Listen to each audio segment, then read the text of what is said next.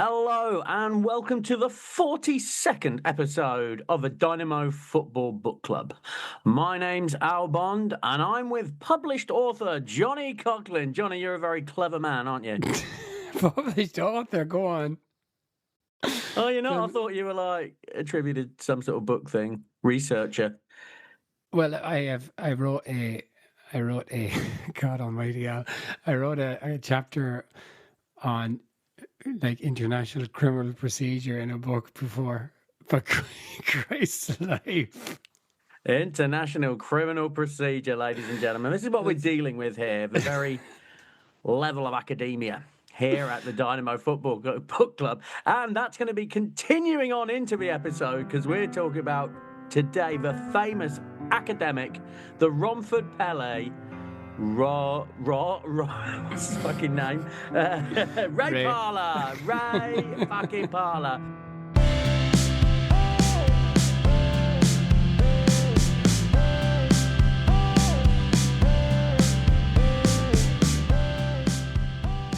Beauty parlour, massage parlour, Ray Parlour. And this book was recommended to us by Chris Etchingham. Chris, you're blacklisted, mate. If you were worried, yes, you are. Fucking Arsenal book again. No, you're permitted to listen still. So, Johnny, what did you know about Ray Parlour before you read this fabulous book? Ray Parlour was around for all of the United years, and they were my main football watching years. Is that funny that I watched more football when United were good? But Parlour himself, I'm not sure I had particularly strong views of Parlour. There was a Robbie Savage-ish enough element to Ray Parlour, wasn't he? He was a bit of a shithouser in a way, but he was obviously a lot more likeable, I thought. Yeah, I mean, he wasn't the same sort of player, but I always thought he was a bit Paul Merson light. Like, he's like Paul Merson, just not quite as good, but in every other way, exactly the same. Like cheeky Cockney with a dodgy haircut. Well, a particularly dodgy haircut. Dodgy haircuts. Well, it's funny, Johnny. I mean, before we started this book, I made up my own little bingo card for Ray Parlour, right? And this is what I got down. This is what I was expecting to see in Ray Parlour's book. Eileen Drury. Ding! Yeah. Ketchup. There wasn't any ketchup talk. No talk of ketchup. I wrote down the words extended career, and I'm pretty sure the words Arsene Wenger extended my career appeared. Marble steps. Ding! Inspector Clouseau. Ding! Ding, ding, ding, ding. Fucking Igor Stepanov story.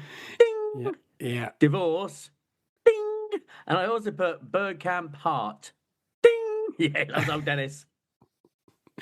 They all love Dennis. If I'd written down Tony Adams with a bigger heart, I would have been even more right, but I didn't. Yeah, and I do find it hard now at this point to judge these Arsenal books because nothing can be new for us. You know, I like when you think about this, they must be the single most book ratingest team or squad ever. So we've done Ian Wright, we've done Martin Keown, we've done Wenger, and now we've done Ray Parlour. We haven't done Bergkamp, Merson, Tony Adams. Like, these are all quite big books, aren't they? Yeah, the Tony Adams book was particularly high profile at the time. Because of the addiction stuff, presumably. Yeah, exactly that, and because it was so pretentious. But that's not why it was famous. Yeah, why do you think that is, Johnny? A lot of people talk about Arsenal being like the media team because they're North London and a lot of journalists live in North London. I think there's probably some merit to that. I have no idea. Maybe one of them made good money from it and they were like, here, lads, get on board. You should write a book. You'll make a few bob. Like, I just don't... I don't see now how footballers today would ever bother with a book because they can't make that much money compared to what they already earned by just... Like, a footballer now could probably play a computer game on YouTube and get more money. Yeah, you're probably right. Nonetheless, I think sometimes it's just to, like, settle the scores, my side of the story. Oh, yeah, because there's Ashley Cole as well. We've never done Ashley Cole. I've never read the Ashley Cole book where he nearly crashed his car over the $5,000. Just read that one chapter. We're only like halfway through the Arsenal oeuvre. but I think we probably know all the details at this stage. Was there anything new in this book that you didn't know? Absolutely nothing, Johnny. Nothing. Genuinely nothing. I think if I was going to appear on Mastermind, dun, dun, dun, dun, and what's your specialist subject? It's the early Arsene Wenger years at Arsenal. I think there's nothing you can get past me now. I've got it all. It's all up here. I know it all. Do you reckon Igor Stefanos has written a book? Well, they told Martin Keown he was going to write a book, and so that's why Martin Keown wrote his book. He's like, I've got to get on this immediately. Do you remember in Keown's book the way he kept banging on about how he made a point of being really supportive of Colo Torre and other like defenders who were coming up, because he had such a hard time when he was going up from defenders that he was in competition with? It's not really the way Ray Parlour sees it in this book, is it? No, Steve Bold was very supportive, not so much Keown. Keown really is he's a one, isn't he? He's just that kid at school, like, he's that bloke in the work meeting, and it's like, is there any more questions? And it's like, no, it's 5:20 on a Friday. Keown, put your fucking hand down, Martin. No, there's no more questions, you dick. Yeah, just there, eager, keen, knobhead. Yeah, well, this is exactly what Parlour says, right? He was just too easy to wind up. So we just wound him up. I was thinking about this with Parlour, and I think Parlour is likable probably to a point, but some of the jokes that he put in this book are so lame, and I was thinking to myself, is this joke really good enough that I'm reading about it 20 years later? I could answer that question, Johnny. No, it's not. There's not many good.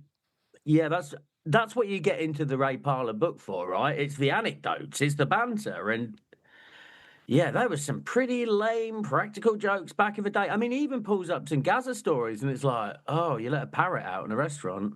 Okay, all right, that's not that mad, is it? But to be fair, fair, it is, right? I mean, I don't know. I've never seen him let a parrot out in a restaurant, but by Gaza standards, I'm just like, that's the best you can do, Ray. Poor old Gaza found collapsed. You saw that? No, yeah, I know. Bloody Gaza. Yeah. To be fair to Parlour, if you hadn't read any of the other books, this was your first one of these books, one of the Arsenal books, this book would be, it'd be enjoyable. It's light. Oh, by the way, you know, Parlour is from Romford, so he's a Londoner. Where in London is Romford, you know? Well, I think it's Essex, really. It's like North London. It's not really technically Greater London. I think it's Essex. So he said he grew up actually just in the shadow of, was it West Ham's training ground, or was it the actual stadium? It's one or the other. Yeah, his dad was a West Ham fan. Well, he was a West Ham fan. But anyway, the guy who this was available in audiobook, which was great for me. But the guy who narrated it was like a Ray Winston character. So it was not quite as bad as that, but it was very London, like, you know. Was he deep sounding? Did he have a deep voice? Like? Not especially, no. But it was, yeah, he sounded like a cabbie or whatever, you know. Yeah, because I can't really hear Parlour's voice in my head, but I imagine it's quite squeaky. I just imagine he's got quite a squeaky voice. He has a squeaky voice face, all right. You don't listen to him on TalkSport or any of those things? Oh, no, man. I haven't listened to TalkSport for some time. And I find my IQ has raced in that time. Like, it's gone about 6 or 7 points. Okay, let's dive right into Ray Parlour, the Romford Pelé.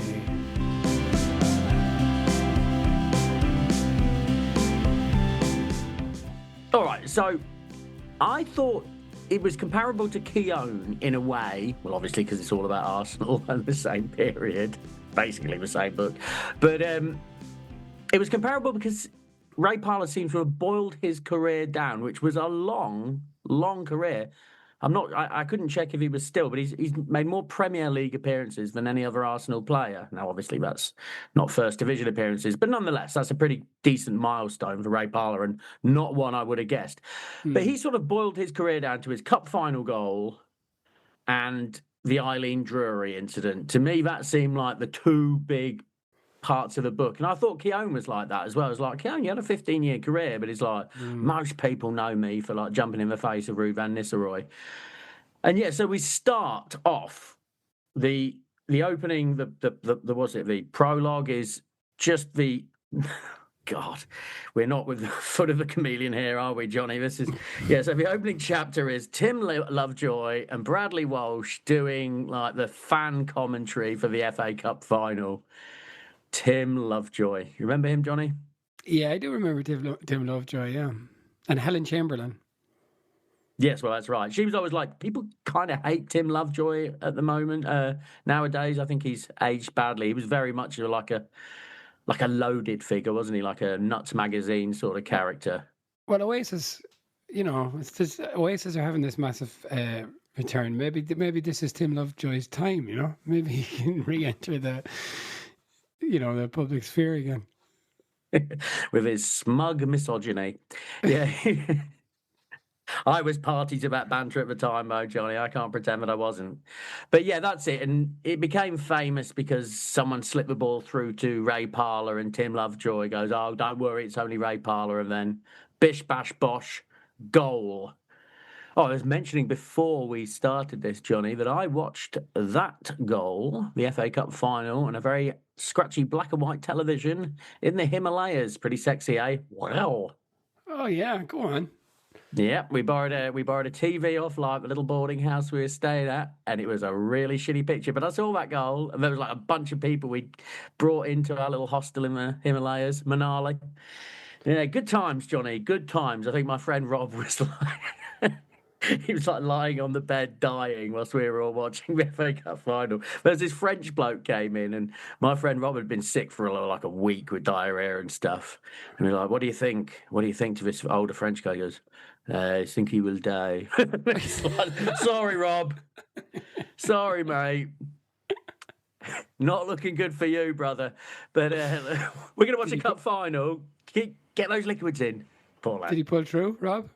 He did. It was one of the favourite memories of my life. Suddenly, I heard from the toilet, "Solid as a rock." Yeah, is that Peter Gabriel's song? Like, Rob was singing it from the toilet. Fond memories. So if you're watching on a black and white television in the Himalayas, you didn't really see this, because now when I look back at footage from the 90s, and okay, this is a little bit after that, but the footage is appalling. It must have been absolutely shocking on a black and white television. It really is wild, though, how bad the footage is from the 90s, isn't it? It's amazing. Genuinely astonishing. You remember when you would see something in the 90s of the 60s?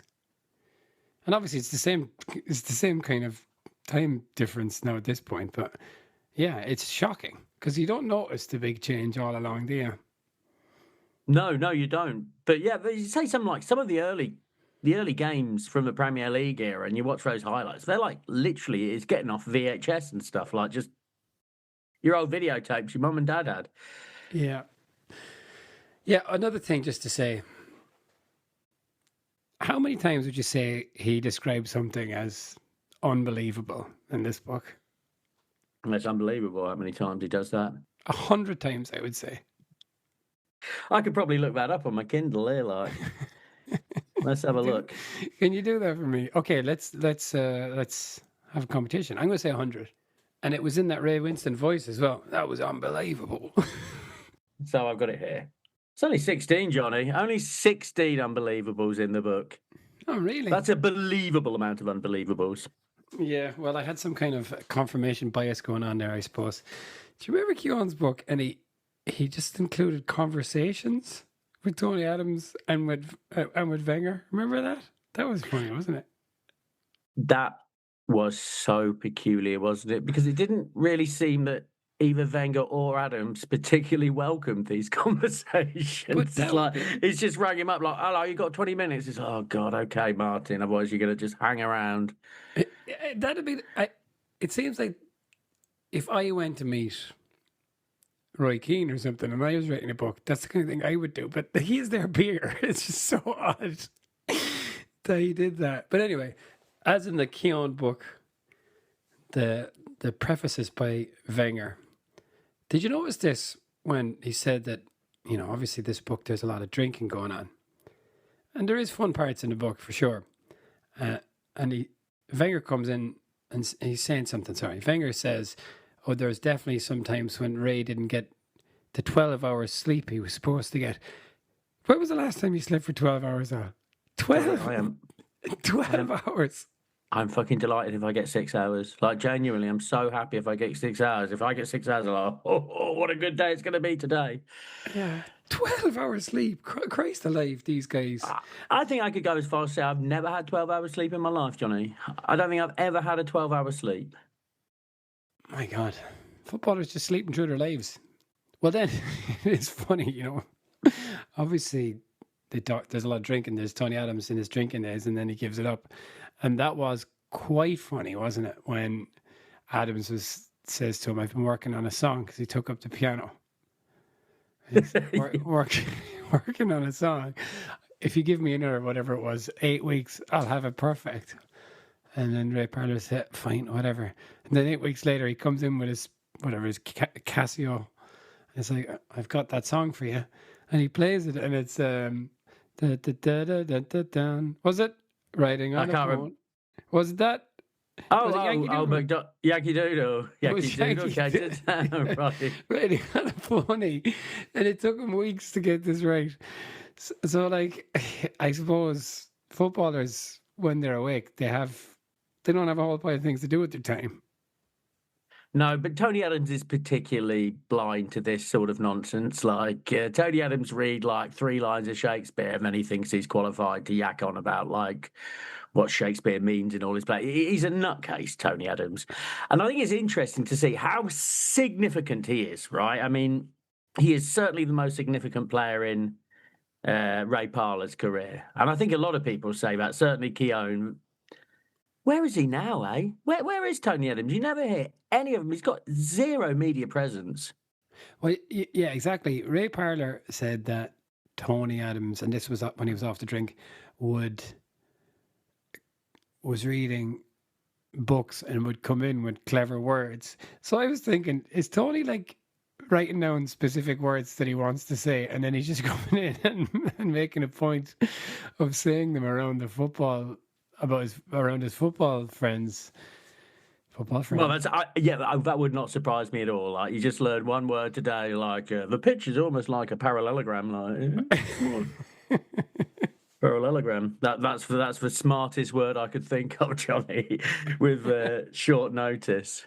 I mean, we're never going to read Tony Adams' book now because we just can't, Johnny. We just cannot read Tony Adams' book now because I can't take any more Arsenal. As you said, my God, it's been done to death. But in his book, he's so pleased with himself. He's so pleased with himself. It's like, when I stopped drinking, I suddenly realised I had an IQ of 160. It's like, no, you don't, Tony. No, it's like read 2 or 3 books. He's like, oh, yeah, look at me. Oxford Don. No, you're not. He was drunk doing the FA Cup draw. It's not on the internet. Oh, it's not on the internet? Well, you know, it's not like I spent hours looking for it, but I did look, and that's gone, man. So this is what Ray Parlour says. They have this Sunday club. Well, the Tuesday club is the famous thing, right? The Tuesday drinking club. But him and Tony Adams, they kind of came up together in Arsenal. Tony was a little bit older, but they were from near enough to each other, and Tony kind of looked out for him. So they would go drinking on a Sunday with this same bunch of lads, who I gather mostly were not footballers. And yeah, I guess it just sounds like the kind of thing that young lads get up to, right? They would all agree a time that they could leave, but no one could leave before that. If anyone did, there was a fine and this kind of thing. So they could be out drinking all day long or whatever, you know, and they wouldn't be allowed to go home. And then one day Tony said, look, I have to go. And he broke the rules that he had imposed. And he went off and he did the FA Cup draw hammered. But yeah, I couldn't find it. It is a fun story, though, to be fair, isn't it? Well, it's a fun story. What's more, he came back to the drinking session afterwards and paid his $2,000 fine for leaving early and put it behind the bar. No, it was £200. £200. All right, well, fair enough. But yeah, that was nice. That does sound fun, though, doesn't it? Oh, it sounds so fun. Those old drinking clubs those footballers had, it just must be magic. I know, yeah. I'm sitting there kind of all pious and stuff, 20 years removed. Like, when I was that age, I would have absolutely loved that stuff, you know? Oh, it would be amazing. Not allowed to leave. It's so good. And if you do leave, you have to pay a big fine. It's so good because I would not be the guy leaving. In my experience of drinking sessions, I was very rarely the first. Oh, well, I've got to get off now. That wasn't me. It is me now, though, Johnny. So that story that he started the book with. So, as you said, the kind of his highlight in his whole career is this goal he scored against Chelsea, and that was a few days before they won the league at Old Trafford with that goal from Silva and Wiltord. But he says that when they won the cup, they were flying back to London, or sorry, where were they going? They were going somewhere on a plane anyway. And Wenger saw him about to have a drink, and he said, "You can't drink that." And he's like, "Okay." And then he tried to go to the back of the plane where his family were, and he tried to have a drink down there. And Wenger followed him and said, "Don't drink that drink." And then he got off the plane, and then drank straight for 2 days. Yes. Yeah, there was going to be a 30 grand fine, a week Right. or 2 weeks' wages if he drank the beer. So he thought, well, it's not worth it. But as you say, yeah. So then he went off drinking for 2 straight days, and then was man of the match in that game at Old Trafford. And then, like, he said he was kind of stinking of booze and stuff when he came in. And then afterwards, Wenger pulls him to one side, and he's like, "Okay, I'm in trouble here." And Wenger says to him, "Do you know the reason you were so good today, Ray?" No, Gaffer, no. no, Gaffer. Yeah. It's because you didn't drink that beer, or whatever. It's because you didn't drink that beer. Now, that was a nice story. Well, I was super optimistic after that story because that comes right at the start. It's like, "That's right, boss. That's right, boss. That's why you're the best gaffer I ever had." But inside he was laughing because he'd been on the piss for like 2 full days. I mean, from the sounds of it, he drank about 40 pints of Guinness. Do you think they over-exaggerate, Johnny? You know, when I was a kid and people would talk about, you know, you when you're a teenager, a bit of a boy. It's like, yeah, 10 pints. Did I ever really drink 10 pints? 10 pints is so much. It's so much liquid. He said at one point, who was out with them? Was it Gilles Grimandi? Came out to see what they were up to, all the English lads, and there was 5 of them, and they ordered 35 pints. So that's 7 pints each. Like, why would you do that? It doesn't make any sense. I mean, just by the time you get to the end of that 7 pint, oh, God. I just like to have them all there in front of me. I just like to have them there. I like to be able to see all my pints. 7. It'd be disgusting. Oh, so warm, so flat. One of the things that really stands out is just how proud he is of the English kind of attitude towards, you know. Well, you need a bit of both, don't you? You've got the skill, you've got the technique, but it's not all about that. You need a whole fucking team. You need a useless cunt like me who can run and run. Get stronger in the second half. But also, Yes. sorry, there's that element, but also just the kind of, you know, the French lads would meet each other in a coffee shop and we'd go for a beer. There was a lot of that, wasn't there? Even though his whole career, as he acknowledges, kind of took off when he stopped drinking. He never stopped drinking, but when he had to kind of slow down and kind of schedule and plan his drinking a bit more, when he had to take things a bit more serious. Like, I thought of Fowler. If Fowler was with Arsenal when Wenger came, his career would have been extended. But that was the thing that struck me about Fowler's book. I kind of got the sense that when that kind of pivot happened in football, it left him behind a bit. Whereas someone like Ray Parlour, who was probably more likely to be left behind if you had to guess, he kind of went with it, to be fair to Ray. And it extended his career. As you say, he got the kind of most Premier League appearances for Arsenal. So I was genuinely shocked by that. I would never have guessed that Ray Parlour had that many appearances. He just seemed like a sort of perennial sub. I mean, you look at the players he was alongside, like Petit and Vieira and Overmars and Freddie Ljungberg and Robert Perez. It's like, how the fuck did he get in that team ever? Like, how did he get in it? When you think of the skill that all those players had, and he's out there playing on the right wing in that team, it does seem odd. But, okay, there's not very much to say about his childhood, right? He's from London, and he had a kind of trials at Fulham. West Ham never took an interest in him. He was with Fulham briefly, right? And he describes his dad as easy-go-lucky. Is he? Easy-go-lucky, is he? Happy come, happy go. He just says one. He's happy-go-lucky, you fucking idiot. Yes, the part about his childhood was mercifully brief. We don't have to hear about his relationship with his parents at all. He had two big brothers who Yeah. he played with, and that made him better at football. That seems to be a bit of a theme, doesn't it? Yeah, same with Letizia here, right? You do see that, yeah. I have a theory, and not that I've ever checked this, but I wonder, are all goalkeepers the youngest child as well? I'm sure I've said that before on this podcast. Because why else would you go and goal? Yeah, Well, in your family's case, because your brother looks like Thibaut Courtois, so who else is going to go in goal? I meant to say, I should have said this at the top of the show. Yeah. If the last book was a Johnny book, this is very much an Al book, isn't it? Well, it is a bit of an Al book, yes. But it's unbelievable. No goats appear whatsoever. There's very little saucy business. No saucy business at all. Oh, here's a story, and this is just so 90s. Like, there's one point where I think it was him and Tony Adams stole a flower pot. Yeah, they stole a flower pot because he hadn't bought his mum a present. So they're in a fancy hotel. They stole a flower pot, got arrested, and then it was in the newspapers.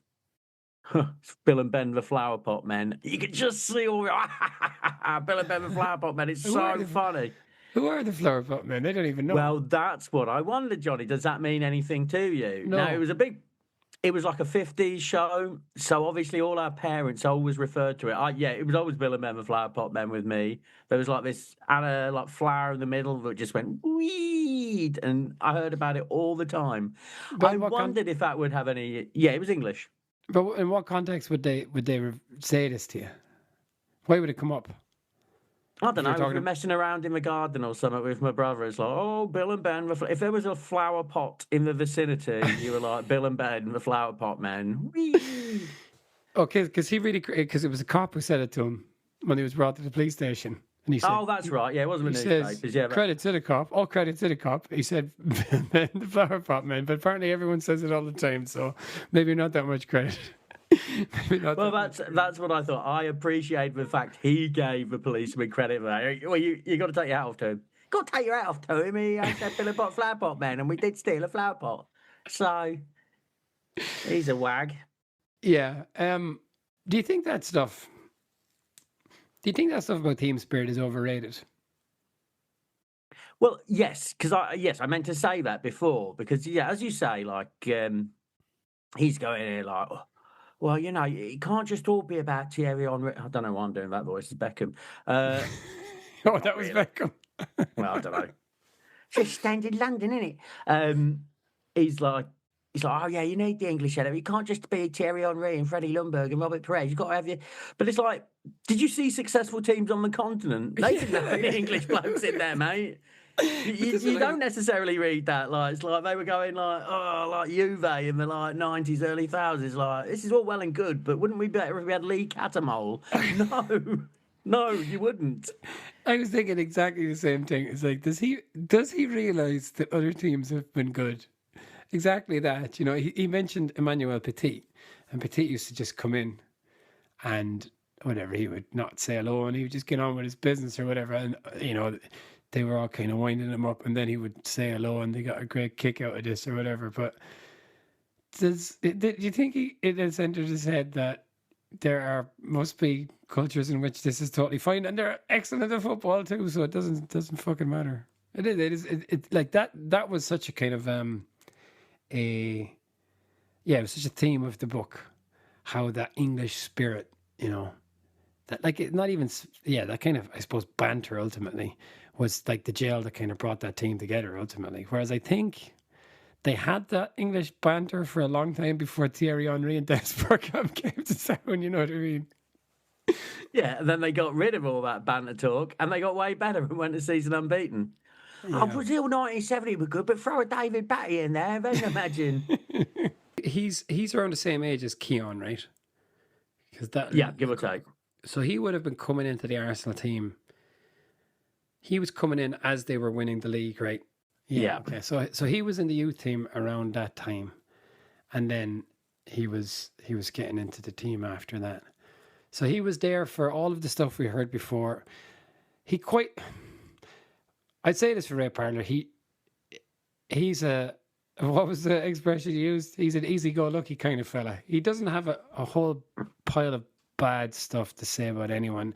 And it's not just that he's unwilling, it seems that he's unwilling to, go like attack people or stick the knife in. He does seem to have gotten along with most people. Got along with George Graham. Got along with Bruce Rioch, which apparently other people didn't. And of course, he loved Wenger. Yeah, I mean, Wenger calls him in his preface, like he's a happy soul every day in training. And yeah, he comes across like that. He just turns up chirpy as, even when he was having his problems. And that really was, there was only a couple, right? He had a very expensive divorce and a famous divorce. Mm.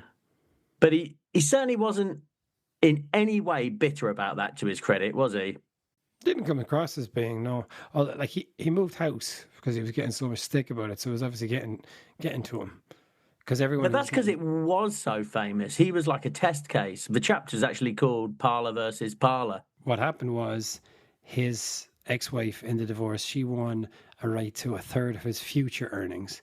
The idea being that she had put her own career on hold in order to support him. That's the whole idea. That's the premise of the argument there. But yeah, that's a real legal precedent. Yeah, legal precedents. This is your time to shine, Johnny. Lovely stuff. Get in there, son. But I remember that at the time, Johnny. I remember, and I was like, this is outrageous. Like, his ex-wife gets 30%.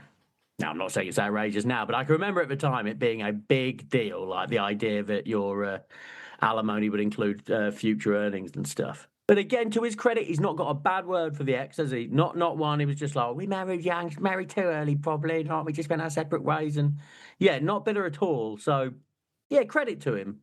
Okay, a football-related question. Has this book changed your view of Ray Parlour, the footballer? Do you think he's better now than you did before you read the book? Yeah, I think so.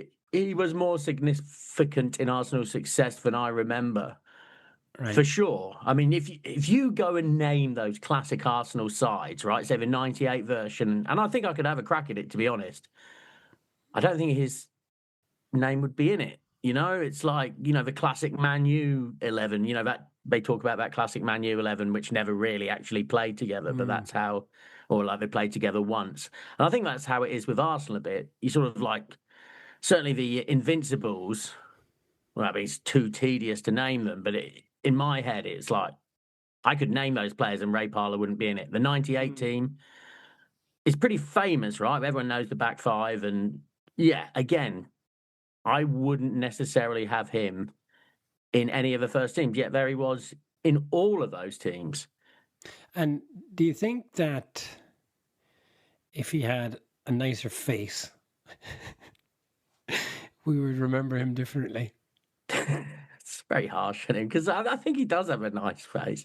It's not a handsome face necessarily. Okay, if he had a more handsome face and a less silly haircut, would he be remembered differently? He doesn't have to look like David Beckham, but just say he looks like, I don't know, give me a kind of an ordinary looking man footballer from that period. Okay, Steve Guppy. Okay, Roy Keane, right?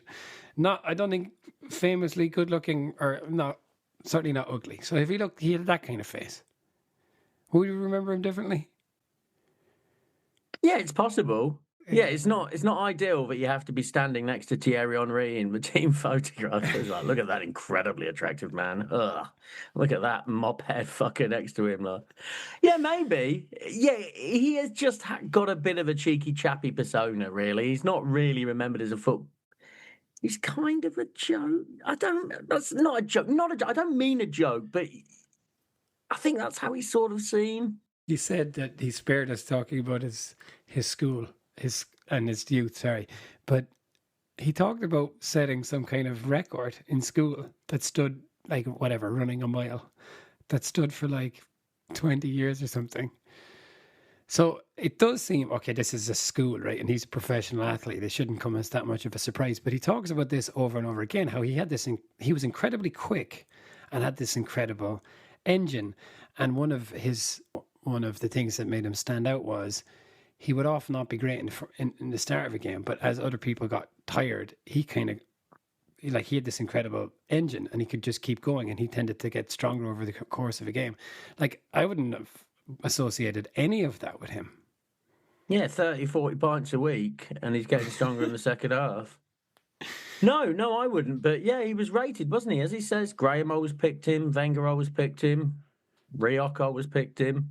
Poor old Bruce Rioch, He's like, I think they said it in every book we've read about it. It's like, just old Bruce Rioch, He just wanted to bang on about Bolton. It's like, with respect, Bruce, this is Arsenal Football Club. Yeah. Did you see the fucking marble halls? Have you seen the marble halls? But yeah, come on, Bruce. Like, no wonder the guy didn't laugh. Isn't that what Ian Wright said? Like, he kept telling him about what John McGinley used to do. Yes. Bolton are not Arsenal Football Club, and he wants the world to know that. But to be fair to Parlour, again, he's quite nice about that. And he doesn't. Oh, no, he is. He doesn't even need to be. He could be like, he doesn't have to kind of justify his rationale there. Everybody knows that Arsenal is not as big as Bolton, and everyone knows that London is not that London is a bigger and more significant place than Bolton as well. But yeah, okay. Is there much point really talking about the football other than his kind of role in it? Because we kind of know, right? Yeah, no, I don't think there's any point at all. I mean, that's how I started off with loads of notes. And at the end, basically, I didn't need to make any notes because I basically know every single thing that happens. So this is the last stats, right? I think it's 333 Premier League games for Arsenal. So doff your cap. 5 FA Cup finals and 4 wins. Fair enough, son. Doff your cap. Like three Premier League titles. I mean, the lad has had a great career. 10 England caps, I think, and probably would have been more had it not been for the Eileen Drury incident. Well, that's certainly his view of it. This was something that delighted me at the time. It absolutely delighted me. I thought it was lovely. So he's on an England camp with the much maligned Glenn Hoddle. He's got a tweak. He's got some sort of injury. He's off to get some sort of a massage parlour. And Glenn Hoddle's like, no, go and see this lady. And so he goes up to this like dark room, and she sort of like walks around him, and he's like, oh, what bleeding good's that going to do? A woman walking around me. And then she puts his hands on his shoulders, and he goes, short back and sides, please, Eileen. And apparently she laughed, he laughed, everybody laughed. But when word got back to Hoddle, this is no laughing matter, lads. He never picked him again. I mean, it could be that, or it could just be that Ray Parlour was a fringe of the England squad kind of player. Well, yeah, and here he makes his case, right? So 1998, they win the double, and he's starting in that team. Okay, Manchester United have David Beckham on the right, so fair enough. And I don't think he has any misgivings about that in particular. But it is striking that he wouldn't be on the fringe of that team if he was as significant in the best team in England at the time. Yeah, that's right. He just had that reputation as being a 7 out of 10 player. Maybe a fit and strong 7 out of 10 player, but a 7 out of 10 player. And that's what he was. But also maybe a reputation for being that cheeky chappie. And if you're someone like Hoddle, who seems to be totally devoid of humour, Hoddle is maybe the character who's come up in most of these books, and it's never good. And he's just kind of a weird, humorless individual. So maybe he's happy to get rid of reading his Bible on the bus. Yeah, reading his Bible on the bus. Is Eileen Drury go on? No, wasn't there? What was the joke he made? I think it might have been Ian Wright, and someone came in a leather coat, and like Glenn Hoddle was like pretending to be like some cowboy sharpshooter, going, "Look at you in your leather coat," and just Ian Wright just being like the whole squad just looking, going like, "Please make this stop! Please make this man stop!" Poor old Glenn. Would you recognise Eileen Drury? I don't mean no, but I don't know what she looks like. I don't think. I'm picturing Dot Cotton in my head from EastEnders. Because I'm picturing the red woman from Game of Thrones. Two very, very different. The night is dark and full of terrorists. That's what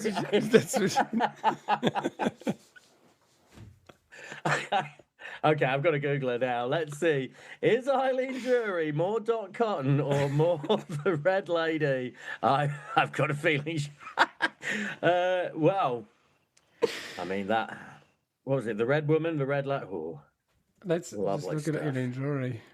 She is very much more like. Yeah, she's Dot Cotton there, isn't she? Yeah. She is very much Dot Cotton. Yeah.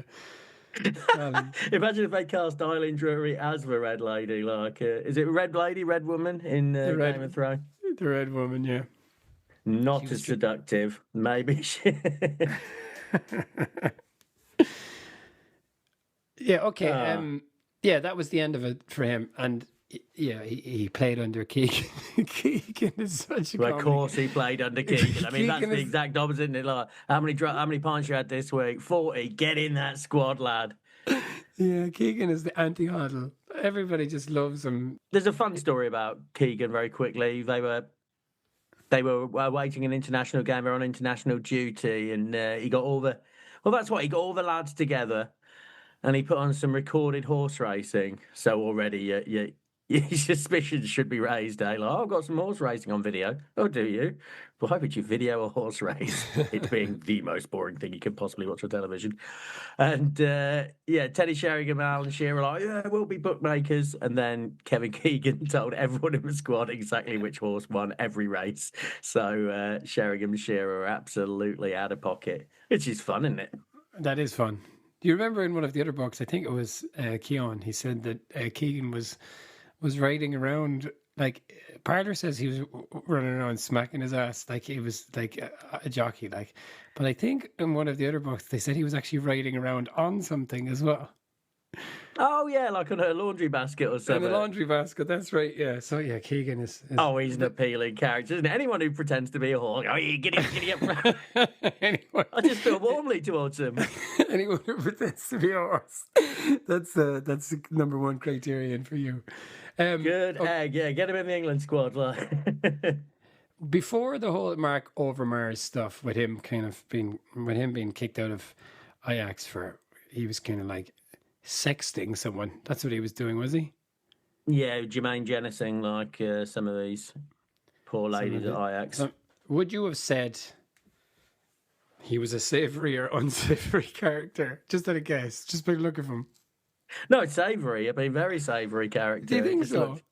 Oh, do you not think? I think maybe you had a different image of Overmars because you're a Man United supporter. Yeah, I really hated him. Evil little gremlin, whereas I just saw like speed itself, like it's fast. His Arsenal career was short, wasn't it? Yeah, it was. It was like 2 or 3 years, but he made an impact, didn't he? Well, so he's the one who called Ray Parlour the Romford Pelé, and there's also a story about him bringing a fart gun to a team meal. Now, you see, Johnny, you'd say this is my kind of book. I am not a fart gun kind of man. So toilet humour, anything scatological is not amusing to me. I mean, like, sex with goats, very good. Running over your dad when you're drunk driving, excellent, carry on. But fart guns, no. It's too far. Yeah, too far. These are just men who just never have to grow up, isn't it? Like, for Mark Overmars, he went out, he bought a fart gun or someone gave him a fart gun, and then he just kept going for the whole night with the fart gun. Like, that is... Yeah, that's tedious. Adults reveling in childish pursuits, I don't admire. One more thing about Overmars. Yeah, I like this. He was there 3 years, and apparently when he got signed by Arsenal, he just turned out and goes, Barcelona want me, I'm off. Nice knowing you. And they never saw him again. Yeah, that's the way you make an exit. The whole thing about Parlour, I guess, is that he was the light relief, right, in this Arsenal team. So Keown was his, I guess, his victim a lot of the time. But also, it sounds like he was making fun of Wenger a lot of the time. So Wenger is kind of a Clouseau. And that's another one of those old TV things that's, kind of passes me by a bit. But I have a vague idea of what he's talking about. But some of those things are funny. About him just stretching and falling through a partition in the wall. Like, that is funny. Well, I think it's testament to Wenger's organisation that really he can have been such a comedic figure to these players, yet still commanded such respect. You know what I mean? If someone comes in and is like, hello, and everyone's it's Inspector Clouseau, the fucking clown. And he's like, look, he's doing some oh, he's falling through the wall like the dick. But nonetheless, all these players massively respected him, which I think says something about how good Wenger was. So one of the other things was he was at the canteen or whatever in Arsenal, and he had an apple pie, and it fell off his plate, and he didn't notice, and then he just went about his business, and then eventually he sat down, and he went to eat the apple pie, and it just wasn't there, which is obviously like very, very basic. But you can just see the scene of everybody. No, I'm laughing away thinking about it, Johnny. That is funny, isn't it? You think it just drops him. I think wonders on back. Oh, where is my apple pie? I would just have coffee. And he just says he doesn't want it. I just have a cup of coffee instead. You see, that's where he's different to me because I would have been going back from apple pie. I liked also Call of Torre tackling Wenger. Had you heard that before? Not what I remember. Yeah, that is sweet. Yeah, so Torre his first training session, he smashed Henry, and then he smashed Keown. No, he smashed Vieira. No, it was Bergkamp, was it? Maybe Bergkamp? Probably, Bergkamp. But he was on trial, and then after each of these tackles, Wenger was saying, like, just take it easy, calm down. No tackling. And then he tackled Wenger. And Wenger had to go in. Wenger had to go in to see the physio. I mean, just train for it. You just see a ball like floating around. You tackle it like bang. It's no matter who's there. There's one more story that is remarkable. What is it with Hong Kong and English footballers? He got arrested in Hong Kong after getting in a fight. Yeah, and he was worried. 6 months in prison. In Hong Kong. And instead, he got a £300 fine. So that's better. But then Arsenal charged him the 12 grand of the lawyer's fees. And this is when he was on £400 a week. This is early in his career. I learned a valuable lesson that day. Don't get arrested in foreign countries. Good one. His trolling of Keown. So Keown needed to get on the pitch for the last day of the Invincible season. So in that Keown book, he talks about the Invincibles thing so much, but he didn't actually play all that much. So he needed to get on the field to get a medal. And Wenger, again, kind of a comedy character, is forgetful.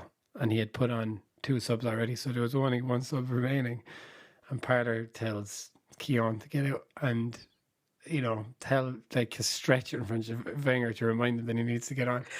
And I'll just cut in, and it's just so delightful the way that everyone seems to just have contempt for Keown. Wenger's like, Martin, get out of the way. I cannot see. Get out of the way. Fucking get out. Poor old Keown. But then Parlour takes off his gear and starts chasing up and down, trying to get on as well, just to get under Keown's skin. And Keown apparently chased after Wenger and had him by the neck. Is that true? Doesn't sound very true. It's funny, man. It's like, well, in his embarrassing Oxford accent, Martin Keown was saying, what are you doing? What are you doing? I was always ostracised for that accent. Never one of the boys. He was gone after that, wasn't he? After the Invincibles, which is the same with Keown. They were both kind of gone then. It always seems to me quite interesting how arbitrary it is. He says he was happy to get off to Middlesbrough because there was a lot of heat about the divorce. Or at least there's a lot of talk about the divorce in his local area, so he was happy to get out of there. But the other thing is, he loved it up there, didn't he? He was not like one of these, I miss London, I couldn't bear living all that way away. He really got into it, loved his little house, loved the nightlife. Yeah, he really embraces things, old Parlour, doesn't he? He does seem like a good geezer. He does. And how about that Middlesbrough team? Jimmy Floyd Hasselbank, George Boateng, Bolo Zenden, Gais Mendieta. What the hell? It's an incredible team, isn't it? Yeah, really good. I mean, it's amazing what Borough had back in the day. It made me really hate them. It's like, who the fuck are you, Borough, to have all these players? Yeah, well, they're gone now again, I suppose. But the most enjoyable thing about that, of course, was the fact that Southgate took over from McLaren, and overnight he went from being like a His nickname was Gate, right? Wasn't it? Yeah. That's what they used to call him, right? Gate. Yeah. And he came in, he's like, no more Gate, lads. I'm gaffer now. And then Ray Parlour says, what about Big Nose? And then I thought again, that was Oscar Wilde that said that. Oh, no, it was Ray Parlour, yeah. The wit. again, it's the same as the Island Drury thing, you know? As in, he was probably happy enough to drum him out there. And you could just see, you know, Southgate has obviously kind of honed this thoughtful, sensitive kind of character kind of image. But he is vaguely comical, I think, Southgate. And you can just see him trying to be that in front of all of these lads. And you can just imagine how Ray Parlour would have actually would have really fucking like gotten under his skin, like, you know. Yeah, I mean, I can see it from both sides. I mean, obviously, you step into that role and you're like, lads, it has to be different now. But just because you're saying it has to be different now doesn't mean that anyone's going to see it that way, are they? It's just like, but yeah, Big Nose.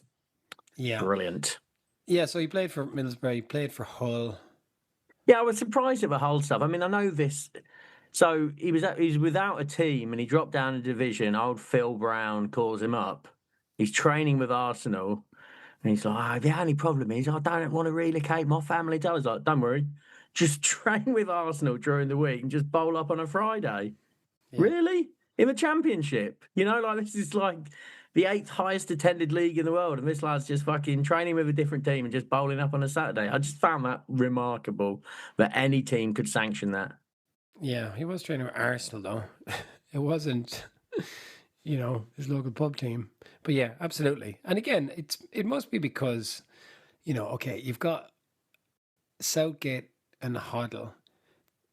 There's probably certain types of people who wouldn't like a person like Parlour within their kind of setup. These kind of maybe overly serious people. And I'm sure Southgate, maybe he kind of figured that out over time. That was the very start for him.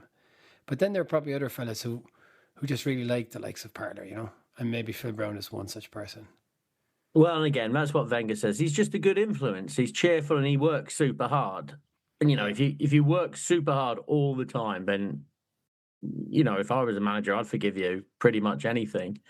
Yeah. I think, again, Wenger was so good at management that he could deal with it. He didn't have maybe the insecurities that a Glenn Hoddle or a Gav Southgate would have. Yeah, exactly. Exactly that. Do you think... if you were to use an Italian expression to describe Ray Parlour, what would it be? We're going the old Casanetto. Catenaccio. Yeah, he's a big Catenaccio, isn't he? No, Catenaccio is the lock. That's the defensive system employed by Arrigo. Casanato is Antonio Cassano. Casanato. Cassano. Casanato is crazy. Catenaccio is the defensive system. Okay, can we do that all again now? No. Let the listeners hear your ignorance.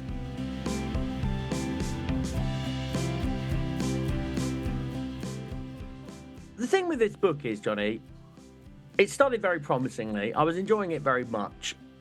And the bottom line is, if I hadn't read 4 other Arsenal books about this period in the past couple of years, I would have enjoyed it very, very much. He doesn't fall into the trap of like going on to describe at huge length individual games. He breezes over it quite nicely. I mean, he's comfortable in his career. I think he's happy with what he achieved, and I think he probably was never going to achieve any more than he did. I mean, he really had won a lot of trophies.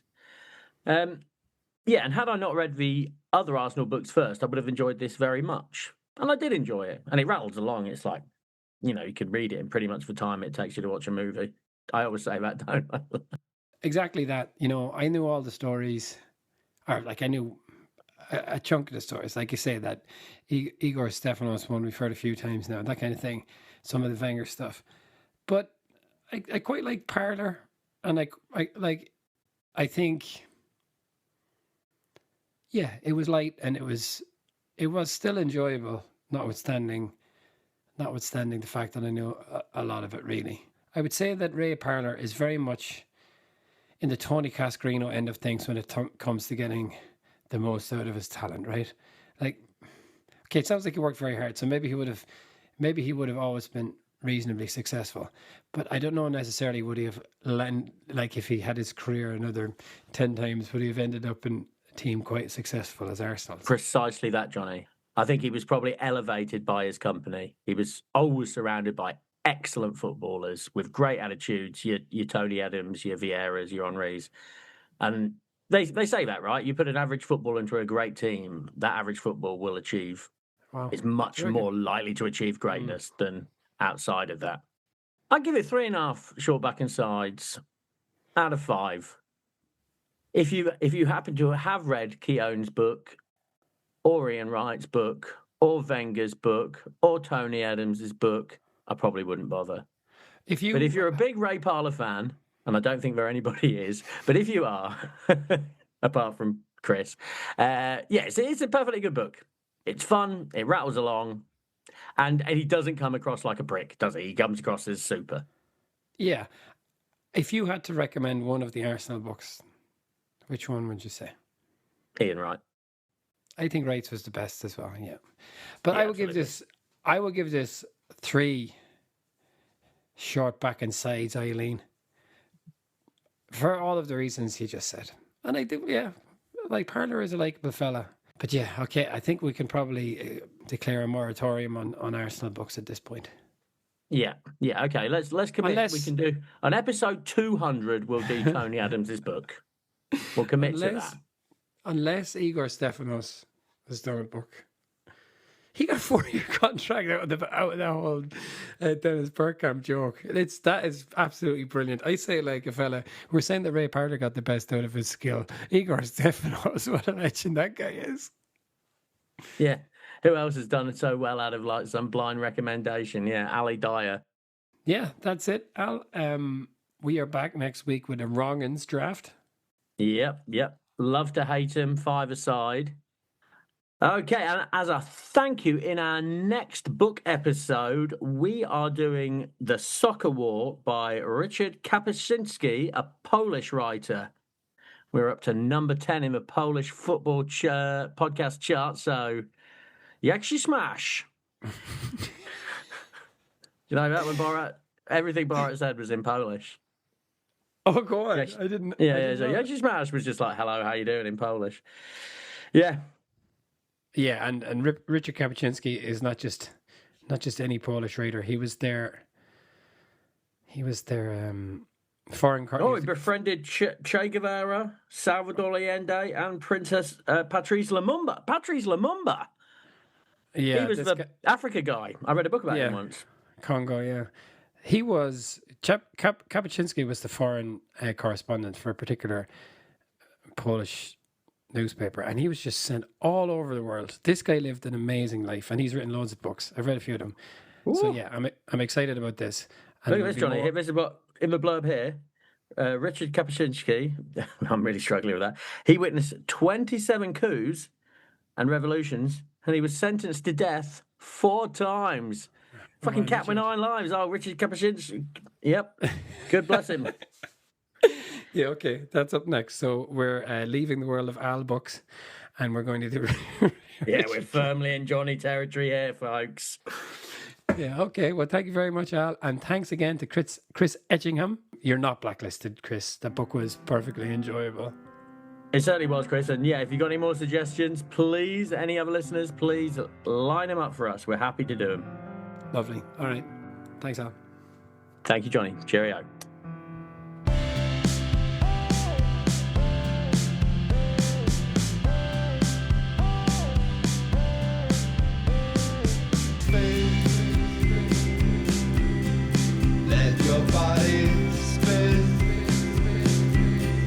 Like there is nothing in life but dancing. I can't keep my hands off you, as if this looked like the